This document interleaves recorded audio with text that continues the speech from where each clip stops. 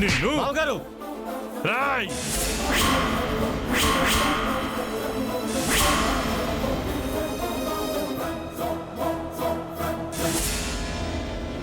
అసలు నువ్వు మనిషివో పశువే? లోకంలో ఏ తల్లి చేయని వెధవ పని చేస్తున్నావు. కూతురు జీవితాన్ని నాశనం చేస్తున్నావన్న ఇంగిత జ్ఞానాన్ని కూడా మర్చిపోయి ఇంత నీచానికి దిగజారుతావా? అసలు నువ్వు ఆడదానివేనా? వదలవయ్యా.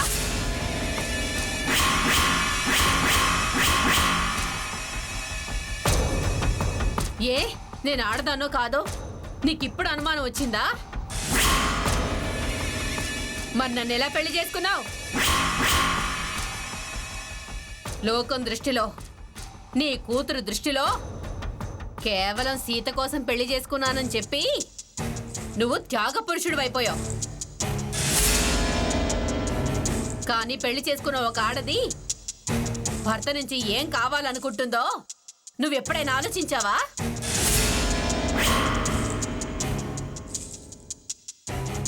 లేదు.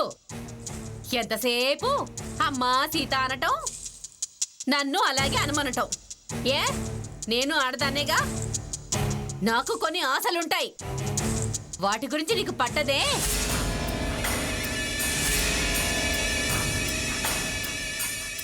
అయినా కూతురు భర్తతో సంబంధం పెట్టుకున్నావు, నువ్వు మనిషివేనా అంటూ ఓ చించుకుంటున్నావు. అదేవైనా నాకు కడుపున పుట్టిందా?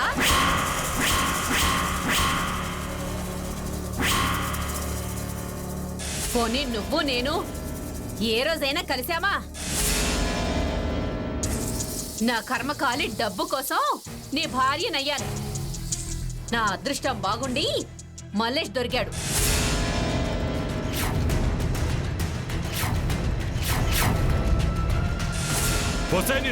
ఆగు, చెయ్యి దించు. అక్కడికి ఆ లెక్క సరిపోయింది.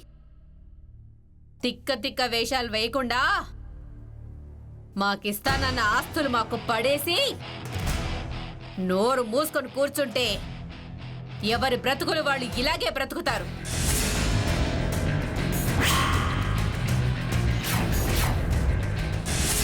లేదంటే మాకెలాగూ పరువు లేదు.